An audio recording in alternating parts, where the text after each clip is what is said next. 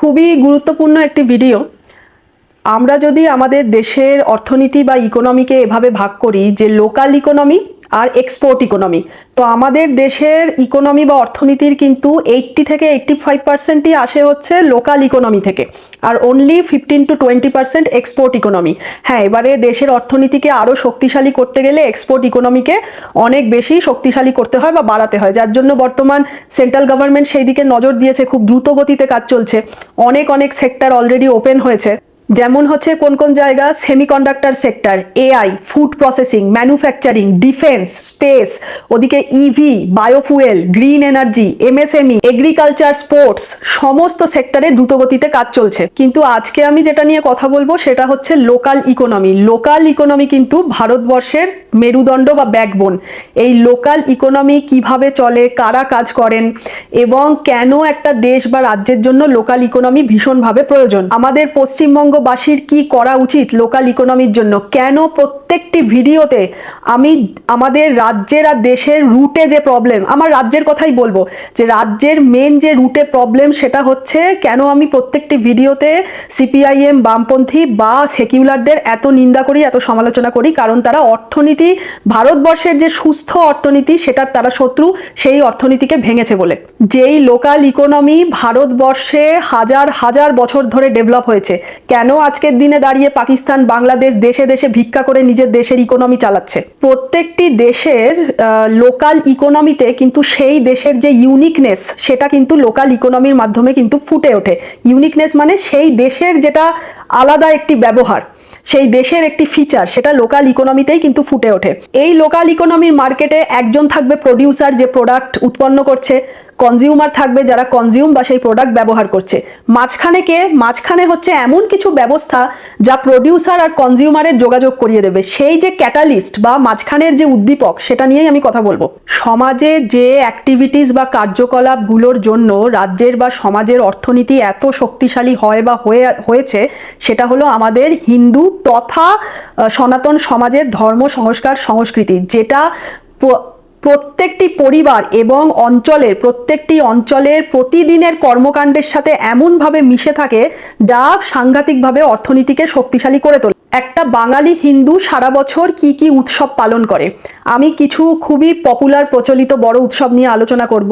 আপনারা অবশ্যই আমাকে কমেন্ট বক্সে জানাবেন যে আঞ্চলিক আর কি ছোট মাঝারি উৎসব রয়েছে যা অনেকেরই অজানা, যা এখনো চলছে, যা কোনো জায়গায় হয়তো টিম করে চলছে বা কোনো জায়গায় এরা পুরোপুরি বন্ধ করে ধ্বংস করে দিয়েছে, আমাকে অবশ্যই জানাবেন। প্রথমেই বলবো আমাদের দৈনন্দিন জীবনের যে কর্মকাণ্ড, সংস্কারমূলক কর্মকাণ্ড, সেটা অর্থনীতিতে কিভাবে, লোকাল ইকোনমিতে কিভাবে প্রভাব ফেলে আর শক্তিশালী করে।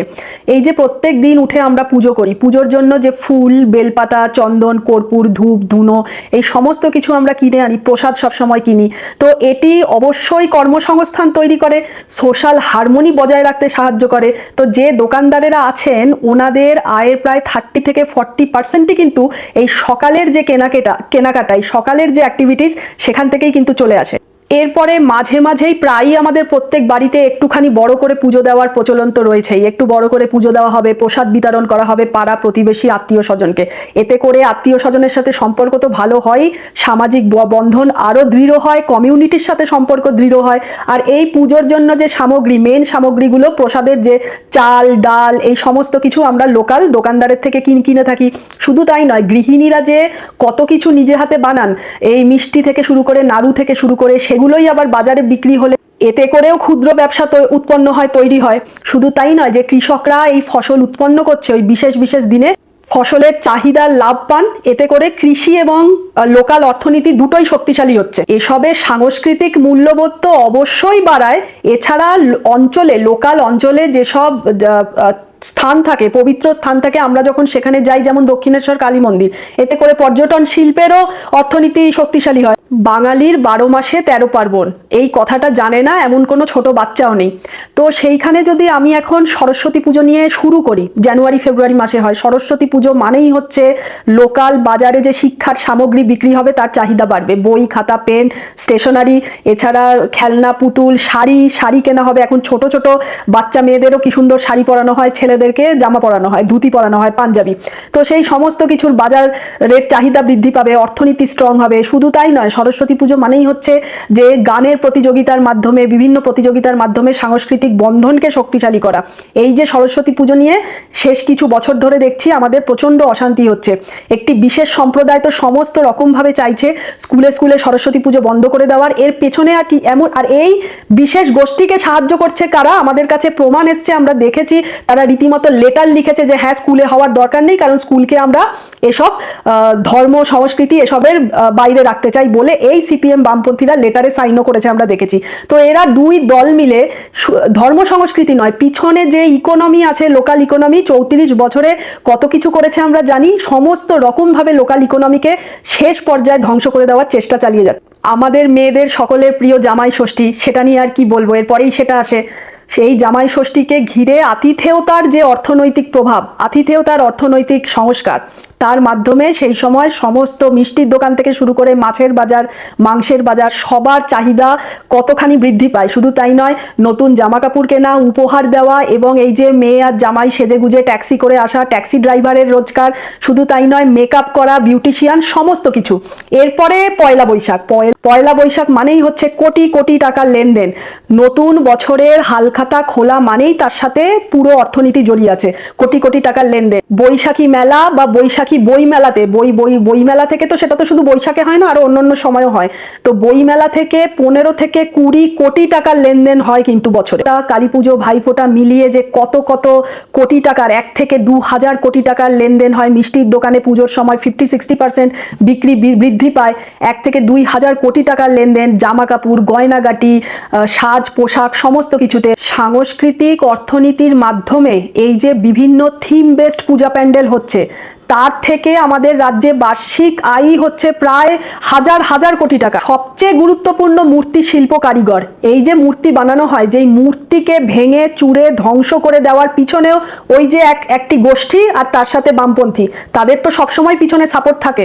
তো এই যে মূর্তি শিল্পী বা কারিগরের পরিবারের কর্মসংস্থান থেকে শুরু করে রাজ্যের বার্ষিক লেনদেন প্রায় 200 থেকে 250 কোটি টাকা হয়। এইবারে সবচেয়ে ইম্পর্টেন্ট, গুরুত্বপূর্ণ আমাদের পশ্চিমবঙ্গের যেটা হৃৎপিণ্ড, দুর্গাপূজা। তো দুর্গাপূজায় আনন্দ করে না এরম তো কেউ নেই। ওই গোষ্ঠী, ওই সম্প্রদায়ের লোক থেকে শুরু করে বামপন্থীরাও মদ মাংস খেয়ে নাচানাচি করা, পার্টি করা, গান বাজনা করা, এসব তো সব চলতে থাকে ওদের। কিন্তু দুর্গাপুজো যে কতখানি অর্থনৈতিক শক্তি বৃদ্ধি করে সেটা বুঝতে খুব কষ্ট হয়। শুধু তাই নয়, এই জন্যই দুর্গাপুজোকে কেন্দ্র করে পূজা প্যান্ডেলের পাশে কমিউনিস্টরা নিজেদের বই বিক্রি করা, সেই দিকে তো তারা একদম ট্যান্টুনে জ্ঞান। দুর্গাপুজোকে কেন্দ্র করে যে সৃজনশীল অর্থনীতি, সেখান থেকে এই যে প্যান্ডেল, প্রতিমা, আলোকসজ্জা, বার্ষিক 50 থেকে 60 হাজার কোটি টাকার লেনদেন। খাদ্য আর সাংস্কৃতিক অর্থনীতিকে এই দুর্গাপুজোকে কেন্দ্র করে বছরে প্রায় 10 থেকে 15 হাজার কোটি টাকার লেনদেন।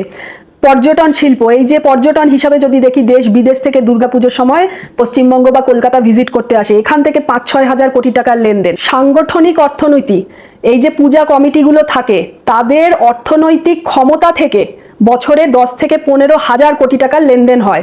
হিন্দু বিবাহ রীতি নিয়ে তো আর কি বলবো, পুরো সংস্কৃতি, পুরো বিবাহ জুড়ে রয়েছে শুধু সংস্কার আর সংস্কৃতি, যার জন্য মেকআপ আর্টিস্ট থেকে শুরু করে ডেকোরেটার্স, ফটোগ্রাফার থেকে সবার, গহনা বিক্রেতা, জামা কাপড় বিক্রেতা, তারপরে বিবাহতে আসা আত্মীয় স্বজন বা নিমন্ত্রিত লোকেদের এই যে গিফট আদান প্রদান, এই সমস্ত কিছু থেকে বার্ষিক প্রায় 7 থেকে 10 হাজার কোটি টাকার লেনদেন। আরো কত কত অনুষ্ঠান, ব্রাহ্মণ ভোজন, পৈতে, শ্রাদ্ধানুষ্ঠান, মুন্ডন, এই সমস্ত কিছু সংস্কার, রীতিনীতি, এই সব কিছু হচ্ছে জীবনশৈলী।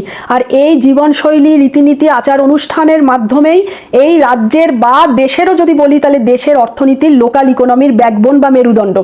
এই লাখ লাখ মানুষের কর্মসংস্থান তো হচ্ছেই, আর আমি যদি এর যে আউটকাম, এই রীতিনীতি পালনের যে আউটকাম, সেটার যদি আমি মোরাল আউটকাম বা সোসাইটাল আউটকাম নিয়ে আলোচনা নাও করি, কারণ আজকে আজকে শুধু ইকোনমি নিয়ে করছি, শুধুমাত্র সেই দৃষ্টিকোণ থেকে দেখলেই এই সমস্ত রীতিনীতি, আচার, অনুষ্ঠান, উৎসব কতখানি আমাদের লোকাল ইকোনমিকে স্ট্রং করছে, যা পশ্চিমবঙ্গের মতো আর ভারতের বিভিন্ন রাজ্যে তাদের নিজের মতো করে ইন্টিগ্রেটেড হয়ে রয়েছে।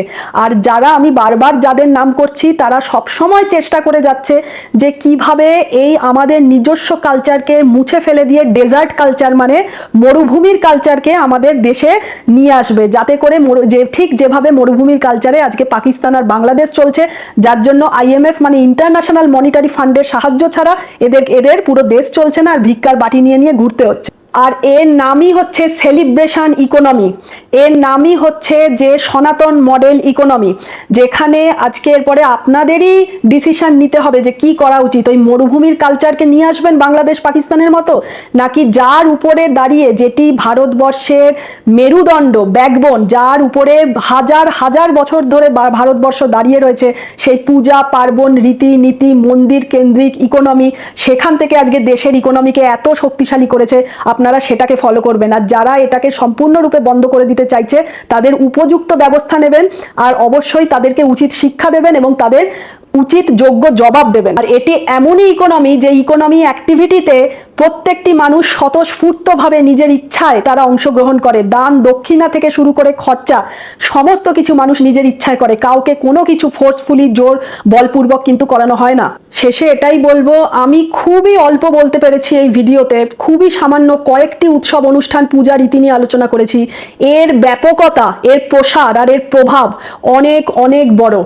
যারা আজকের ভিডিও শুনলেন তাদেরকে অসংখ্য ধন্যবাদ, এবং বলবো আপনার আশেপাশের অঞ্চলের এলাকার সকলকে বোঝান একটাই কথা, যে মেরুদণ্ড বা ব্যাকবোন ভেঙে গেলে কিন্তু শরীর পুরো ICU-তে চলে যাবে। লোকাল ইকোনমি যদি স্ট্রং থাকে, ইন্টারন্যাশনালে যদি বড় বড় ঘটনাও ঘটতে পারে, কোনো না কোনোভাবে কিন্তু অর্থনীতি রানিং থাকে দেশের, যখন লোকাল ইকোনমি স্ট্রং থাকবে।